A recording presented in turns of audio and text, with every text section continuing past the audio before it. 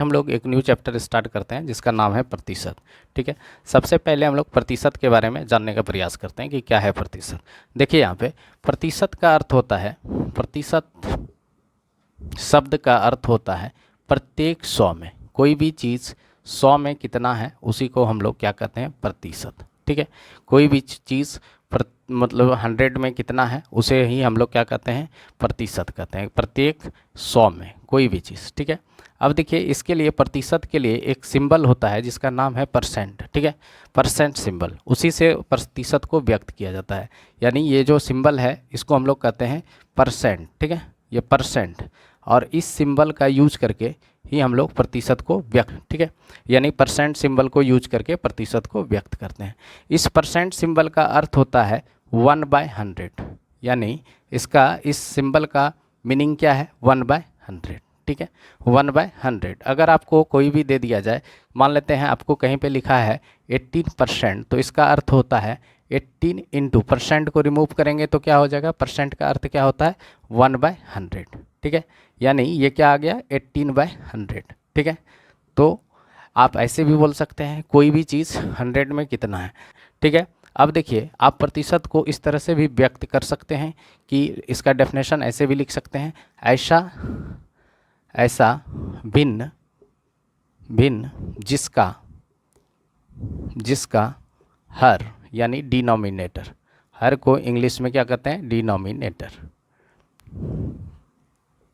ठीक है, जिसका हर क्या हो, 100 हो, कितना हो, 100। ठीक है, तो उसे ही हम लोग क्या कहते हैं, प्रतिशत कहते हैं। ठीक है, जैसे अगर मान लेते हैं कोई भी है, जैसे यहाँ पे लिख लेते हैं 32/100, तो ये क्या होगा, यहाँ पे इसको लिख लेंगे हम लोग 32% से भी व्यक्त कर सकते हैं। ठीक है, 32/100 है तो इसका अर्थ क्या हो गया, 32%। ठीक है, अगर कहीं पे 72/100 है तो इसका अर्थ क्या हो गया, 72%। ठीक है, यानी कहता है ऐसा भिन्न जिसका हर क्या हो, 100 हो, उसको हम लोग क्या कहते हैं, प्रतिशत कहते हैं। ठीक है, अब देखिए भिन्न को हम लोग किस तरह से लिखते हैं, देखिए भिन्न बराबर भी जान लीजिए। भिन्न बराबर क्या होता है, भिन्न बराबर होता है अंश बाय हर। ठीक है, और भिन्न को इंग्लिश में क्या कहा जाता है, फ्रैक्शन। ठीक है, फ्रैक्शन, और फ्रैक्शन अंश को इंग्लिश में क्या कहा जाता है, न्यूमरेटर। ठीक है, न्यूमरेटर अपॉन डिनोमिनेटर, क्या हो जाएगा, डिनोमिनेटर। ठीक है, यानी क्या हो गया, भिन्न यानी फ्रैक्शन बराबर क्या हो गया, न्यूमरेटर बाय डिनोमिनेटर। ठीक है, तो आइए और भी चीज़ें हम लोग सीखेंगे परसेंटेज में, तब उससे उसी के बेसिस पर हम देखिए हम लोग प्रतिशत में और भी चीज़ें सीखते हैं। जैसे कि अगर आपको कहीं पे लिखा हुआ है, मान लेते हैं 18%, तो 18% का अर्थ क्या हो गया, यानी ये प्रतिशत में दिया है, कोई भी चीज़ ये क्या है, प्रतिशत में दिया गया है, यानी ये नंबर को प्रतिशत में व्यक्त किया गया है, और इसको बोलेगा कि भिन्न में बदलिए, तो भिन्न में क्या हो जाएगा, 18 बाय ये क्या हो जाएगा, परसेंट का अर्थ होता है 1/100। ठीक है, तो 1/100, यानी इसको या तो परसेंट को हटाने के लिए 100 से डिवाइड कर दीजिए, या परसेंट को हटाने के लिए क्या कीजिए, 1/100 से मल्टीप्लाई कर दीजिए। जैसे कि यहाँ पे अगर 18% है तो परसेंट को हटाने के लिए क्या करेंगे, या तो 1/100 से मल्टीप्लाई कर लीजिए, या तो 18% को हटाने के, दोनों का मीनिंग एक ही है। ठीक है, 18/100 से डिवाइड कर दीजिए, तो दोनों एक ही चीज़ है। ठीक है, लेकिन सीखने का तरीका है। ठीक है, कि भाई कैसे हम इसको सीखेंगे 1/100, क्योंकि परसेंट का अर्थ ही होता है 1/100। अगर कहीं पे परसेंट लिखा है, इस सिंबल का अर्थ होता है 1/100। ठीक है, परसेंट का क्या अर्थ होता है, 1/100। ठीक है, अब इसी के बेस पे कुछ प्रॉब्लम्स को भी सॉल्व करते हैं। आइए देखते हैं। सबसे पहले हम लोग बेसिक चीज़ों को सीखने का प्रयास करते हैं। जैसे कि अगर आपके पास यहाँ पे सपोज कीजिए कि दिया गया है 300 का, मान लेते हैं 45% क्या होगा। ठीक है, तो सबसे पहले हम इसको प्रोसेस से सॉल्व करेंगे। ठीक है, फिर आसान तरीका भी बताएंगे कि कैसे इसको आसानी से आप सॉल्व कर लीजिएगा। देखिए हम अब देखिए 300 का अर्थ होता है मल्टीप्लाई। ठीक है, का जब जहाँ पे भी लिखा हुआ रहे, या इंग्लिश में जहाँ पे ऑफ लिखा रहे, इसके प्लेस पे क्या कर लीजिएगा, इनटू लगा लीजिएगा। अब 45% का अर्थ क्या होता है, 45/100। ठीक है, 45 बाय क्या हो जाएगा, 100, क्योंकि परसेंट को हटाएंगे तो 100 से डिवाइड करेंगे। अब देखिए ये 00 यहाँ पे भी था, 00 यहाँ पे था, कैंसिल हो गया। अब क्या बचा मेरे पास, 3 इंटू 45, तो 45 3 जा कितना होता है, 135, तो आपके पास कितना आ गया, 135। ठीक है, इस तरह से आप आसानी से इसको सॉल्व कर सकते हैं।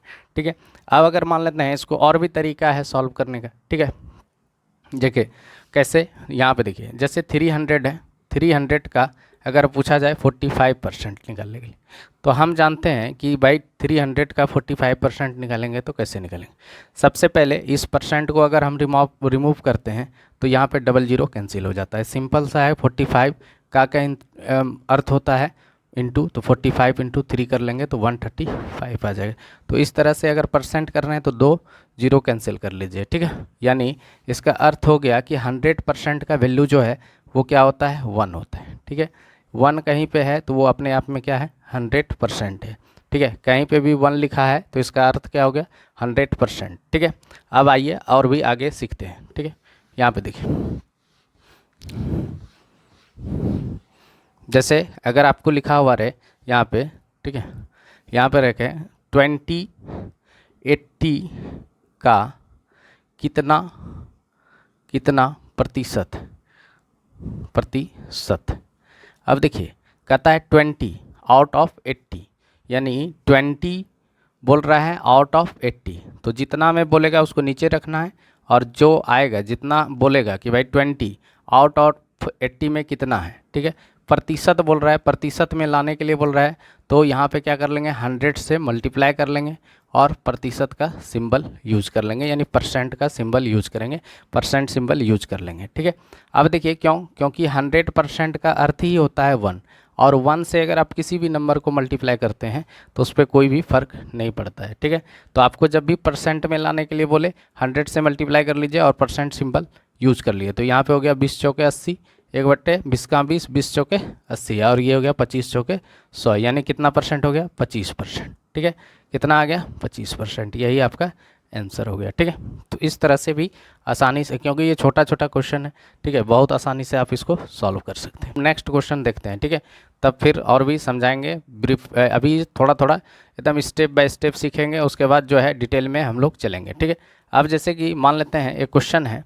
ठीक है, अगर मान लेते हैं आपके पास दे दिया कि 400 का 25% प्लस, ठीक है, यहाँ पे दे दे कि 400 का 35% क्या होगा। देखिए अब यहाँ पे थोड़ा सा दिमाग लगाना है। ठीक है, ऐसा नहीं कि सॉल्व कर लेंगे 25% इसका निकाल लेंगे, फिर 35% इसका निकाल के फिर इन दोनों को मल्टीप्लाई करके क्या कर लेंगे, ऐड कर लेंगे, ऐसा कुछ नहीं। अब देखिए यहाँ पे क्या है, 400 दोनों में है। ठीक है, 400 को बाहर कर लेंगे तो अब क्या बचा, 25% और 35%, इन दोनों को ऐड कर दीजिए। इन दोनों को ऐड कीजिएगा तो कितना हो जाएगा, 60%। क्या हो जाएगा, 60%। तो 400 का 60% निकालेंगे तो डबल जीरो, ये खत्म, 240। एक इसको बहुत आसानी से आप सॉल्व कर सकते हैं। ठीक है, क्या था क्वेश्चन, 400 का 25% प्लस 400 का 35%। क्या किए, 400 को हम लोग बाहर कर लिए और 25% प्लस 35% दोनों को ऐड कर लिए तो कितना आ गया, 60%, और 400 का 60% निकाल लिए तो क्या आ गया, 240। ठीक है, अब आइए कुछ और भी क्वेश्चन सॉल्व करते हैं। जैसे कि अगर आपके पास कहीं पे दिया है 25%, 25% का अर्थ क्या होता है, 25% का अर्थ होता है 1/4। ठीक है, 50% का क्या होता है अर्थ, 50% का अर्थ होता है 1/2। ठीक है, ये भी आसान है, आप ये परसेंटेज में है, इसको क्या कर लीजिए फ्रैक्शन में लाने के लिए, तो परसेंटेज को रिमूव कीजिएगा तो 100 से डिवाइड कीजिएगा, 25 का 25, 25 चौके 100, तो 1/4 हो गया। यहाँ पे 50/100। ठीक है, 50% को रिमूव कीजिएगा तो 100 से डिवाइड कीजिएगा, 50 का 50, 50 दूनी 100। ठीक है, अब ऐसे ही अगर मान लेते हैं आपको दे दे 12.5%, 12.5% का अर्थ होता है 12 सही 1/2%। ठीक है, ये भी लिख सकते हैं, दोनों में से कुछ भी वैल्यू आपके सामने आ सकता है। ठीक है, तो इसका अर्थ क्या हो गया, इसका अर्थ कितना हो गया, 1/, यहाँ पे इसको कर लीजिए, यहाँ पे देखिए 12.5% का मतलब हो गया 25/2%, परसेंट को हटाइएगा तो 100 से 25 चौके 100, यानी 1/8। ठीक है, तो 12.5% का अर्थ क्या हो गया, 1/8। ठीक है, तो इसी तरह से बढ़ते जाएगा। ठीक है, अब देखिए फिर आ जाएगा, मान लेते हैं 6.25%। ठीक है, 6.25%, तो कितना हो जाएगा भाई, 6.25% का अर्थ क्या हो जाएगा, 1/16। ठीक है, इसका अर्थ क्या हो जाएगा, 1/16। फर्स्ट क्वेश्चन क्या है, देखिए फर्स्ट क्वेश्चन है, ए की आय बी की आय से 25% कम है, फर्स्ट क्वेश्चन क्या दिया गया है, ए की आय बी की आय से 25% कम है, यानी यहाँ पे 2 पर्सन है ए और बी, ठीक है। बी की आय जितना भी है, मान लेते हैं सपोज कर लेते हैं इनिशियली कि बी की आय हम लोग लेट कर लेते हैं कि बी का आय कितना है 100 है, ठीक है। अब उससे 25% कम है, तो 100 का अगर 25% निकाला जाए तो 25% निकाला जाए, परसेंट हटाएंगे तो 100 से डिवाइड करेंगे, देखिए 100 कैंसिल, यानी 25 आया, ठीक है। तो 25 इससे कम है, ठीक है, यानी बी से क्या है ए 25 कम है, तो इसका मतलब है कि ए कितना है 75 है, ठीक है। ए कितना है 75 है। अब देखिए ए अगर 75 है तो क्या बोल रहा है यहाँ पे क्वेश्चन, फिर बोल रहा है कि बी की आय ए की तुलना में कितना प्रतिशत अधिक है। अब बी जो है कितना अधिक है, बी अधिक जो है ये 25 अधिक है, कितना अधिक है 25। अब किससे अधिक है तो ए से, तो 25 अधिक है किससे ए से, ए की आय कितना है 75। अब बोल रहा है प्रतिशत में बताइए कि ये कितना परसेंट अधिक है, ये बताना है, ठीक है। कितना परसेंट अधिक है, तो परसेंट को लाने के लिए क्या करेंगे 100 से मल्टीप्लाई करेंगे और परसेंट का सिंबल, 25 दिया 75, ठीक है। अब 100 में 3 से डिवाइड करेंगे तो क्या आ जाएगा 33 सही 1/3%, ठीक है। यही आपका आंसर हो जाएगा, ठीक है। आइए नेक्स्ट क्वेश्चन देखते हैं, काफ़ी आसान है। इसमें एक तरीका और भी है, इसको एक तरीके से और बना सकते हैं। जैसे अगर 25% का मतलब क्या होता है 1/4, ठीक है। तो अगर मान लेते हैं कि बी की आय 4 है, ठीक है, तो उससे 1 कम है ए की आय, तो ए का मान लेते हैं, ए का कितना हो जाएगा तब 4 - 1 यानी 3 हो जाएगा। तो ए की आय कितना हो गया 3, तो बी की आय ए से कितना अधिक है 1 अधिक है, तो 1 अधिक है किससे अधिक है ए की आय से, ठीक है। तो ए की आय कितना है 3, अब परसेंटेज में लाना है तो परसेंटेज में व्यक्त कर सकते हैं, तो यहाँ पे भी आ जाएगा 33 सही 1/3%, ठीक है। ये भी तरीका है, इस तरह से आप बना सकते हैं, ये भी आसान तरीका है, ये भी आसान तरीका है, कोई वास्ट नहीं है, ठीक है। ये भी आसानी से आप सॉल्व कर सकते हैं। आइए नेक्स्ट क्वेश्चन देखते हैं। क्वेश्चन है काफ़ी आसान क्वेश्चन है, आइए सीखते हैं, लेकिन कॉन्सेप्ट के बेस्ड पर इसको सीखेंगे, ठीक है। पहले इसको तरीका से बनाते हैं, फिर जो है इसको बहुत ही शॉर्टकट में बताएंगे, 1 सेकेंड में भी इसको सॉल्व कर सकते हैं आप। देखिए सबसे पहले क्या दिया है ए का 8%, ए का 8% यानी ए इंटू 8% बराबर क्या है बी का 4% के बराबर वैल्यू है, यानी ए इंटू 8% बराबर क्या है बी इंटू 4%, ठीक है। तो यानी यहाँ पे कैंसिल कर दीजिए, ठीक है। ए का बोल रहा है 20% क्या होगा, तो ए का यहाँ पे क्या हो गया 20% पूछ रहा है, तो यहाँ पे देखिए 4 दूनी 8, ठीक है। ए इंटू 2 बराबर क्या हो गया बी, ठीक है। ए इंटू 2 बराबर क्या हो गया बी, तो ए बराबर क्या हो गया b/2। तो यहाँ पे पूछा था ए का 20% कितना होगा, तो ए का वैल्यू क्या हो गया b/2 इंटू 20%, परसेंट को परसेंट ही रहने दीजिए, ये हो गया बी का कितना आंसर हो जाएगा 10%, ठीक है। इसका आंसर कितना हो जाएगा बी का 10%। देखिए यहाँ पे आसानी से भी इसको सॉल्व कर सकते हैं, तो यहाँ पे देखिए क्या है, अब देखिए ए का पूछ रहा है, इसको परसेंट को नहीं कुछ करना है, यहाँ पे ए का 8% दिया गया है और बोला गया है बी का 4% के बराबर है, तो ये 4 × 2 = 8, यानी ए का 2%, बी का क्या है 1%, तो ए का 20% कितना हो जाएगा, इसको 10 से मल्टीप्लाई कर रहे हैं, तो यहाँ पे भी 10 से मल्टीप्लाई कर लेंगे, तो बी का कितना हो जाएगा 10%, ठीक है। आसानी से आप इसको सॉल्व कर सकते हैं, इतने करने की कोई ज़रूरत नहीं, ठीक है। इस क्वेश्चन में इतना करने की कोई ज़रूरत नहीं। आइए नेक्स्ट क्वेश्चन को सॉल्व करने का प्रयास, ये भी काफ़ी आसान है, इसको भी आसानी से सॉल्व करने का प्रयास करेंगे, ठीक है। क्या क्वेश्चन दिया गया है आइए सीखते हैं, इसको बनाने के लिए कैसे इस टाइप के क्वेश्चन को सॉल्व किया जाता है। देखिए किसी परीक्षा में सफल होने के लिए परीक्षार्थी को 80% अंक चाहिए, यानी अगर किसी परीक्षा में परीक्षार्थी को पास करना है तो यहाँ पे दिया है कि 80% उसको अंक आनी चाहिए, ठीक है। यदि उसे 210 अंक प्राप्त होते हैं और वह 50 अंकों से असफल हो जाते हैं, यानी वो 210 तो प्राप्त करते हैं, ठीक है, लेकिन वो 50 अंक से फेल कर जाते हैं, यानी ये 50 अंक अगर ला लेता तो वो एग्ज़ाम में पास हो जाता है। और पास करने के लिए क्या बोला है कि 80%, यानी अगर इसमें से 50 ऐड कर देते हैं 210 में, तो इसका मतलब है कि वो बच्चा पास कर जाएगा, और पास परसेंट कितना है 80%, यानी इसका अर्थ ये हो गया कि ये 80% का ही वैल्यू है, 80% बराबर ही ये है, ठीक है। परसेंट का अर्थ क्या हो गया 80% का अर्थ हो गया 260, ठीक है। तो 100%, 1% बराबर क्या लिखेंगे 260/80, तो 100% बराबर कैसे निकालेंगे, यहाँ पे 260/80 गुना 100, ठीक है, और यहाँ पे 100 हो गया। तो देख लीजिए 100% का वैल्यू कितना आ गया, ये जीरो 25 चौके 100 और 4 दूनी 8, 13 दूनी 26, 13 पचे 65 की 5 और 13 दूनी 26 और 6 कितना हो गया 32, यानी 325। इसका आंसर कितना हो गया 325, ठीक है। ये तो हम प्रोसेस बनाए, डायरेक्ट भी आप कर सकते हैं 80 से इसको डिवाइड करके, ठीक है। तो इसी तरह से हम लोग क्वेश्चन को सॉल्व करते हैं। आइए अब नेक्स्ट क्वेश्चन को देखते हैं। ये काफ़ी आसान क्वेश्चन है, ठीक है, इसको भी सॉल्व करने का प्रयास करते हैं। आइए सीखते हैं कैसे इसको सॉल्व करते हैं। यहाँ पे देखिए एक व्यक्ति अपनी आय का 75% खर्च करता है, ठीक है। अगर किसी व्यक्ति का आय, अगर सपोज करते हैं कि उसका आय 100 रुपया है, ठीक है, तो उसका खर्च कितना है 75%, यानी 100 का 75% कितना हो जाएगा 75 रुपया खर्च करता है, यानी ये सेविंग कितना करता है, बचत कितना करता है, तो बचत जो है इसका 25 रुपये है, ठीक है। बचत कितना है 25 रुपये है, ठीक है। फिर कह रहा है, क्वेश्चन में कह रहा है कि उसकी आय में 20% की वृद्धि होती है। 20% का वृद्धि हो गया तो यानी 120 रुपया अब आय हो गया, ठीक है।